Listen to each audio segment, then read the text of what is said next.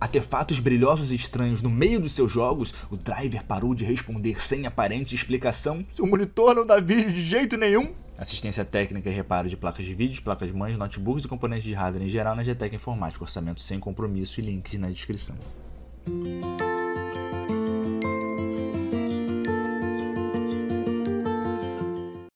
Fala galera, meu nome é Rodrigo, você está no canal Rodrigo Baltar, o canal que mais cresce no Brasil. Pessoal, dessa vez eu trago para vocês aqui um review da RTX 2080 AMP da Zotac, mais conhecida como RTX Cabeçulinha.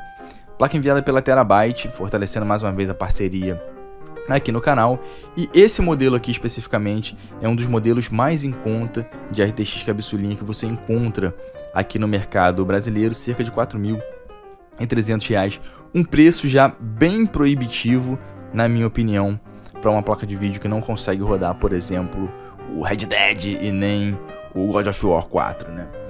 Essa placa segue todas as especificações da NVIDIA 2944 CUDA cores, 368 Tensor cores e 46 RT cores.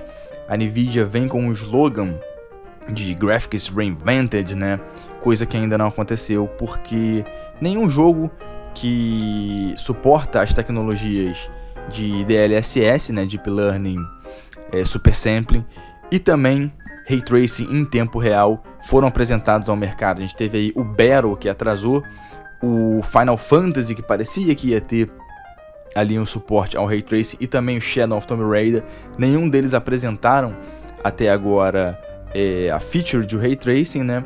E pela primeira vez na história, a NVIDIA aproxima a sua linha desktop da sua linha profissional e traz essas inovações. Por exemplo, o Ray Tracing antigamente era totalmente via software, né, tanto na AMD quanto na NVIDIA, e agora a NVIDIA traz um processador específico para poder processar os Ray Tracing em tempo real, processar ali o comportamento da luz em relação a outros objetos em tempo real, e isso é uma inovação muito grande sim para o mercado, porém ainda não se justifica no mercado de jogos. Falando dessa placa aqui especificamente, ela é uma placa que tem 30 centímetros, então caso você tenha um gabinete aí mais antigo, você tem que ficar de olho se essa placa vai conseguir entrar no seu gabinete. É uma placa realmente muito grande, ela ocupa ali cerca de 2 slots. Ela tem 2 conectores, um de 8 pinos e um de 6 pinos. Ela tem um sistema de refrigeração interessante que eu nunca tinha visto em nenhuma placa de vídeo, o que fez, por exemplo, com que o MSI Afterburner não conseguisse controlar as fãs dela. Eu tive que usar o próprio software da Zotac chamado Firestorm. Por exemplo, as fãs dela têm um controlador diferente, ela tem 2 controladores PWM, então 2 fãs são controladas por um controlador e a outra fã do meio é controlada por um controlador específico. A temperatura da placa foi excelente em todos os jogos, mesmo ali sobre alta carga, ela ficou ali em cerca de 65 graus, um silêncio absoluto, você não ouvia nada. A placa traz um backplate bem estiloso, além de um conector ali NVLink para, me desculpe se você for muito trouxa, você fazer um SLI de uma placa dessa daqui, que não faz sentido nenhum. Ela tem conectores ali frontais USB-C para você conectar lá o teu cabeção virtual. Também tem HDMI 2.0 e, se eu não me engano, 3 conectores DisplayPort 1.4A. Eu fiz alguns testes comparando essa placa aqui com a minha GTX 1080 nos jogos Hitman, o último Hitman que saiu, Shadow of Tomb Raider, Assassin's Creed Odyssey. Também fiz no jogo chamado Squad, um jogo de tiro que usa Unreal, e no Final Fantasy XV com texturas em 4K. O único jogo que eu testei em 4K foi o Shadow of the Tomb Raider, que ela realmente não consegue manter os 60 quadros, e nem no Final Fantasy com as texturas em 4K ou sem as texturas em 4K, aquela DLC que a Square lançou.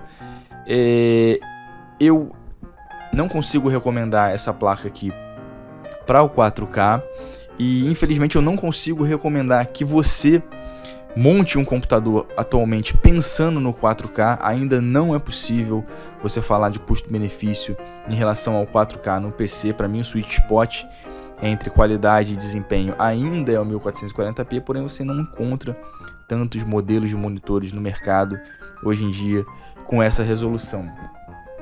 É uma placa que eu achei sinceramente espetacular e é uma pena que o preço seja tão proibitivo pra gente que está aqui no Brasil. Eu vou deixar para vocês os testes da RTX cabeçulinha.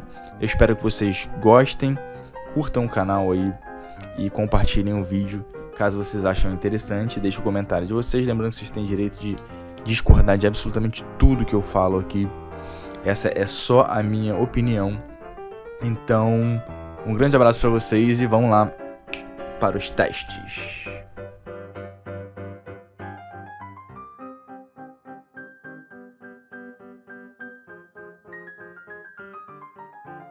Então vamos lá, pessoal. O teste aqui ele vai ser comentado, né, por mim.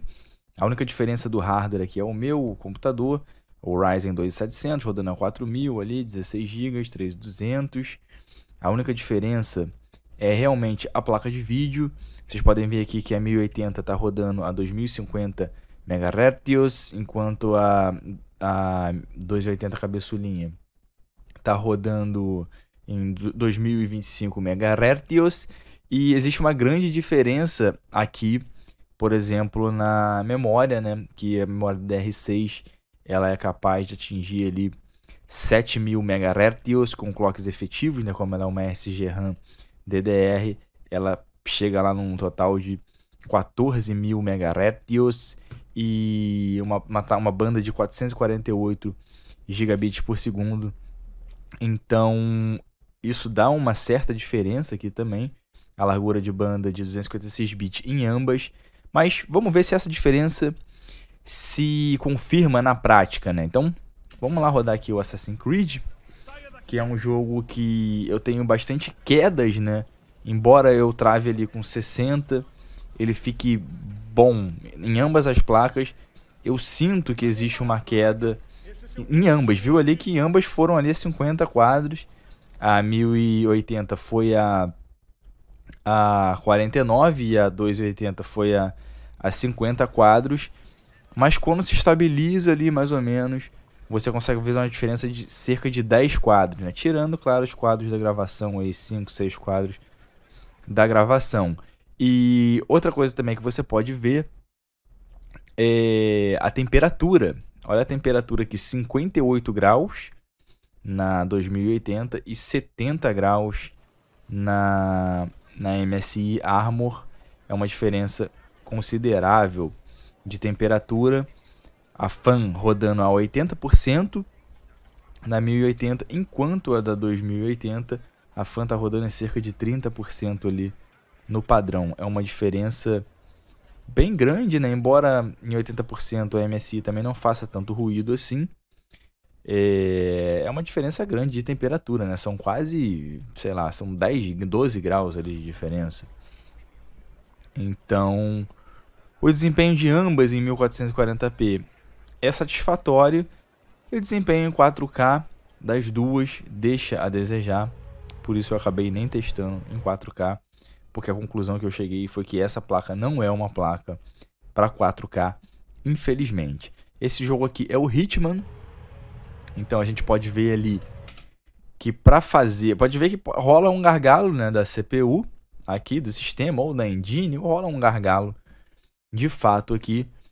E as placas só vão até 85, 75, pelo menos nessa cena aqui.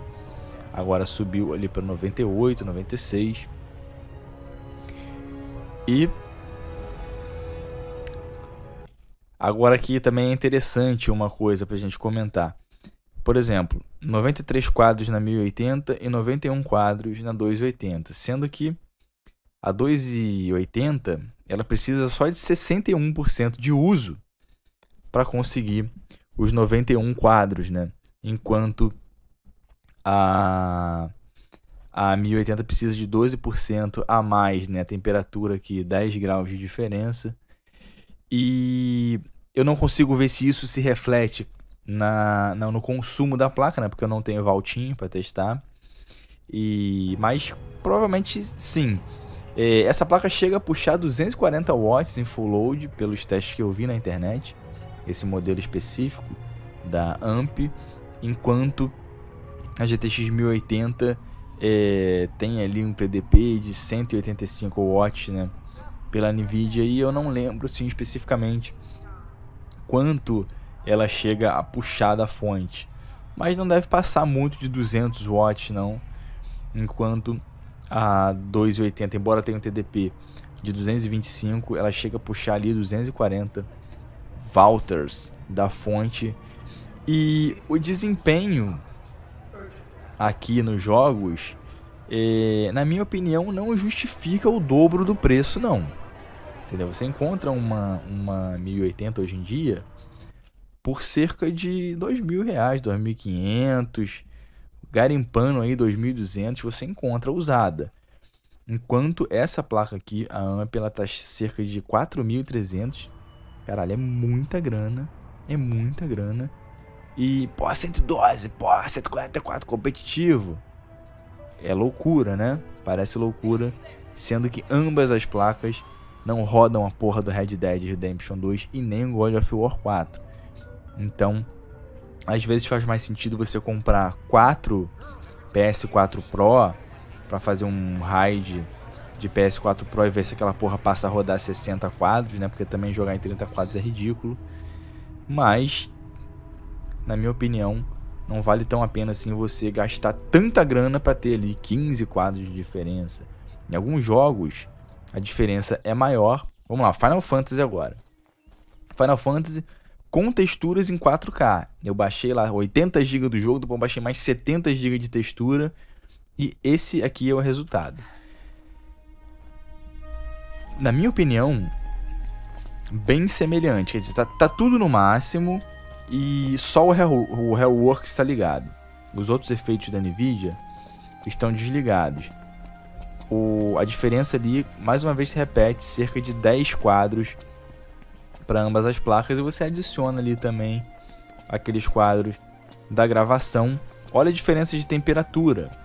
A 1080 com a fan rodando a 80%, fazendo 82 graus, enquanto essa 2080 com a fan rodando a 30%, fazendo 66 graus ali. É absolutamente silenciosa. A placa, na minha opinião, é uma placa sensacional. E fica aquela porra de caralho, por que a gente tem que pagar tão caro nas paradas, né? Por que, cara? E é engraçado você ver que nos Estados Unidos as pessoas reclamam do preço das placas, né? E sendo que aqui a gente paga tipo... Caralho, tem um agravante do fator Brasil e tipo assim, os caras pagam muito mais barato do que a gente e ainda reclamam, né? A gente paga caro pra caralho e tem muita gente que paga sem reclamar. Agora, pode ver ali que os quadros dropam um pouquinho, né, na luta de vez em quando, mas é nada que vai atrapalhar, até porque a luta do jogo é tão frenética que você não vai conseguir nem perceber a oscilação dos quadros, né? 1440p, ambos os jogos funcionam perfeitamente no Final Fantasy, ambas as placas funcionam perfeitamente no Final Fantasy XV. Vamos lá. Esse jogo aqui é o Squad, um jogo feito na Unreal. E vocês podem ver ali também que a diferença é pouquíssima, né? É um jogo de tiro tático, de guerra.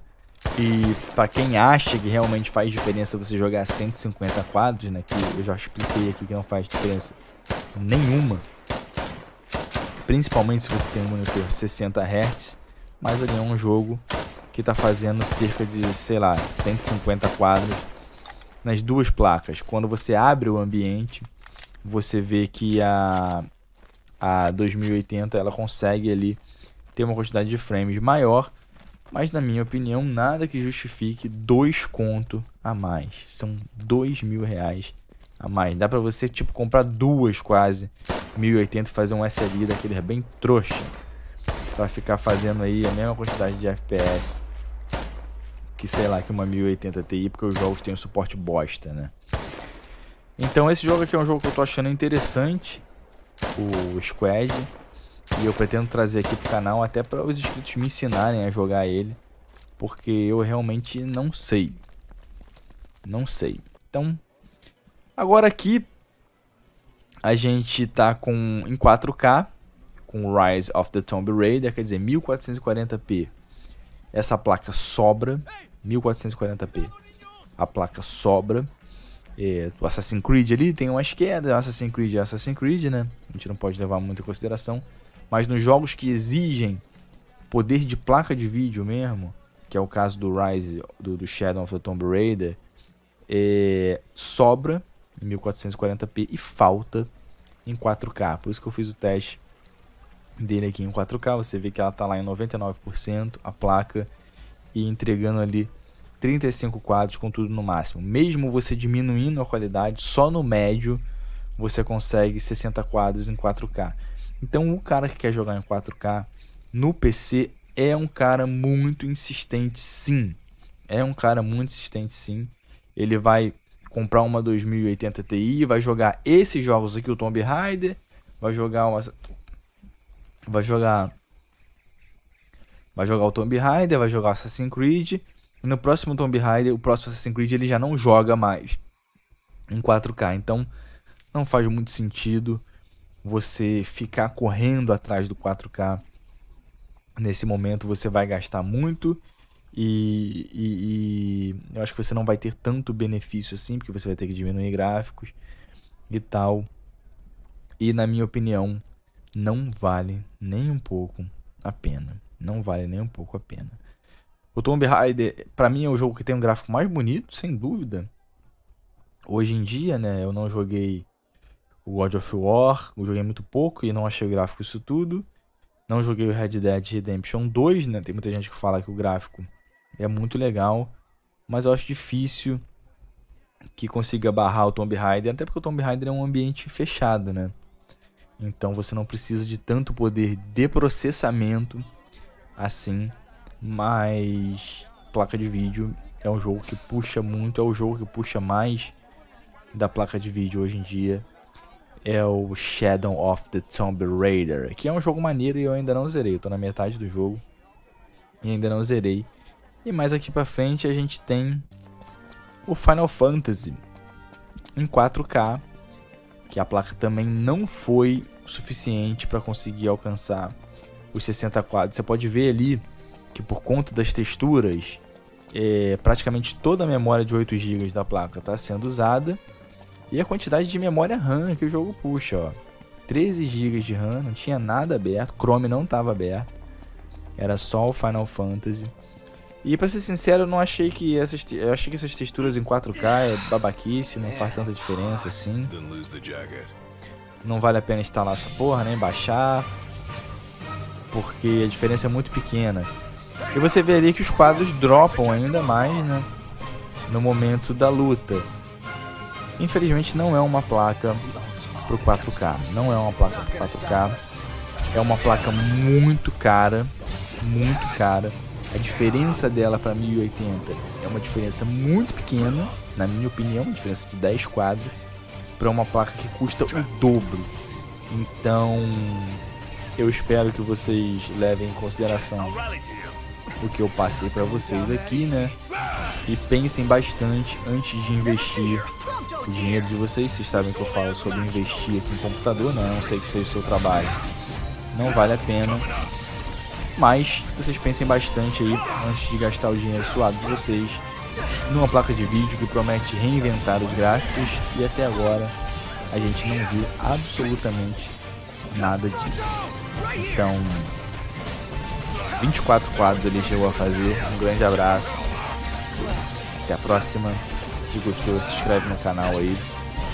Tamo junto e obrigado por tudo. Fui.